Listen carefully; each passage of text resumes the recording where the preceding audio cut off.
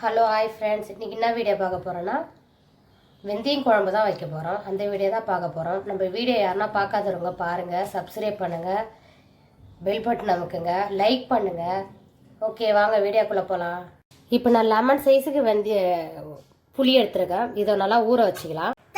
3 தக்காளி, சின்ன வெங்காயம், 6 பூண்டு உரித்து வச்சுருக்கேன். இது நல்லா அலசிட்டு வெந்தயம் குழம்பு வைக்கிறதுக்கு பச்சை அரிசி ஒரு 2 ஸ்பூன், வெந்தயம், ஜீரகம், மிளகு எடுத்து வச்சுருக்கேன். இப்போ நான் எண்ணெய் கடாயை வச்சுட்டேன். இப்போ இது நல்லா கொட்டி வறுத்துக்கலாம். கீழே முந்துடாத சொல்லிட்டேன். இது நல்லா வறுத்துக்கணும்.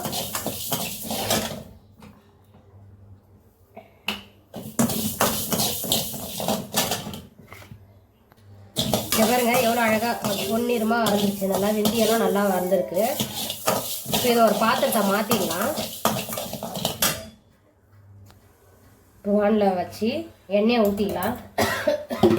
எண்ணெய் இதுக்கு நிறைய ஊற்றணும். கொஞ்சம் நல்லெண்ணெய் ஊற்றிக்கிங்க. நான் சன்ஃப்ளவர் எண்ணெய் தான் ஊற்றிக்கிறேன். போதும்.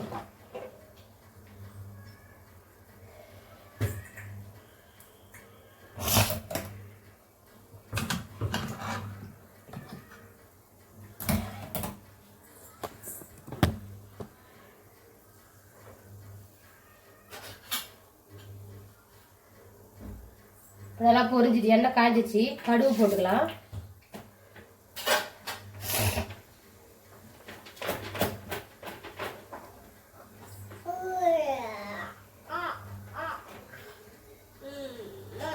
பூண்டு கொஞ்சம் நிறைய ஒரு 6 பூண்டு சேர்த்துக்கிறேன். நீங்களும் சேர்த்துங்க. அந்த மாதிரி நல்லா கடுகு பொரிஞ்சிடுச்சு. ஃபஸ்ட்டு பூண்டு போட்டுக்கலாம். அதுக்கப்புறம் சின்ன வெங்காயம் இருந்தால் சின்ன வெங்காயம் போட்டுருங்க. இல்லை சின்ன வெங்காயம் ரொம்ப டேஸ்ட்டாக இருக்கும். இல்லை பெரிய வெங்காயம் 2 வெங்காயம் போட்டுங்க. இப்போ நான் சாம்பார்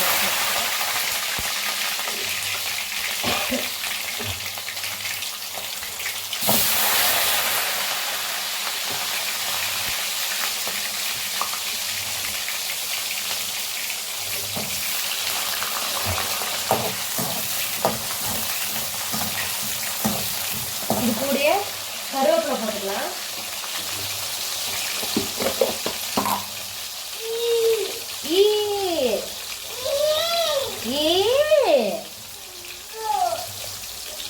கருவேப்பிலை போட்டேன். நல்லா அது வதங்கட்டும்.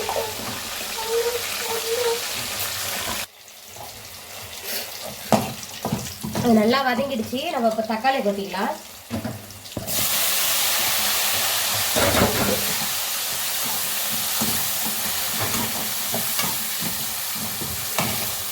அரைச்சி கூட ஊற்றிக்கலாம், ஒன்றும் பிரச்சனை இல்லை. உப்பு போட்டுக்கலாம்.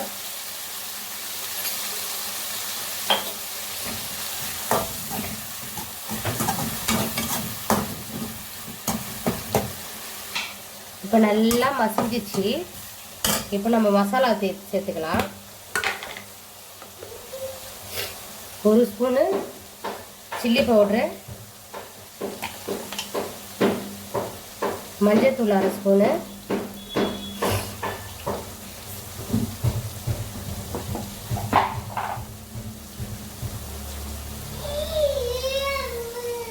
குழம்பு மிளகாத்தூள் 1/2 ஸ்பூனு,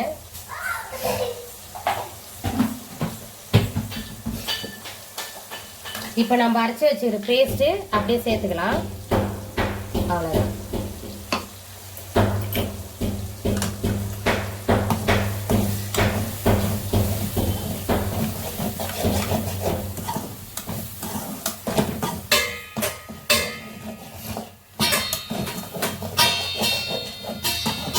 பாருங்க எப்படி மாறிடுச்சு பாரு.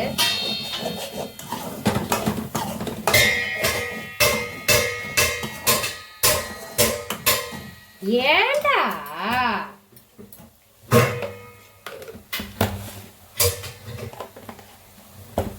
இப்போ நம்ம புளி தண்ணியை ஊற்றிக்கலாம்.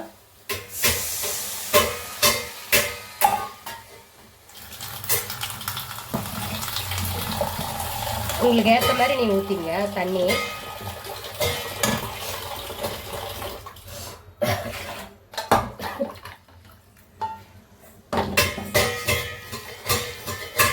இந்த தண்ணி போதும், எனக்கு போதும். உங்களுக்கு தேவையானாலும் ஊற்றிக்கோங்க. இப்போ நல்லா கெட்டியாகட்டும். நல்லா திரிஞ்சு வருது. இன்னும் நல்லா கொஞ்சம் திக்காக ஆகட்டும். திக்காகின அப்புறம் நம்ம எடுத்துடலாம். குழம்பு சூப்பராக ரெடி ஆயிடுச்சு. பாருங்க எவ்வளோ சூப்பராக இருக்குது பாருங்கள் வெந்தயம் குழம்பு. இது கூட அப்பளத்தை வச்சு சாப்பிட்டா சூப்பராக டேஸ்ட்டாக இருக்கும். நீங்களும் ட்ரை பண்ணி பாருங்கள். இந்த வீடியோ உங்களுக்கு பிடிச்சிருந்தா லைக் பண்ணுங்கள். குழம்பு சூப்பராக ரெடி ஆகிடுச்சு. இங்கே பாருங்கள், நீங்கள் அப்பளத்தை வச்சு சாப்பிட்லாம். சூப்பராக இருக்குது. நீங்களும் ட்ரை பண்ணி பாருங்கள். இந்த வீடியோ பிடிச்சிருந்தா லைக் பண்ணுங்கள், ஷேர் பண்ணுங்கள், கமெண்ட் பண்ணுங்கள், சப்ஸ்கிரைப் பண்ணுங்கள், பெல் பட்டன் நமக்கு உங்கள் ஃப்ரெண்ட்ஸுங்களுக்கெல்லாம் ஷேர் பண்ணுங்கள். ஓகே, நெக்ஸ்ட் வீடியோவில் பார்க்கலாம். Bye bye.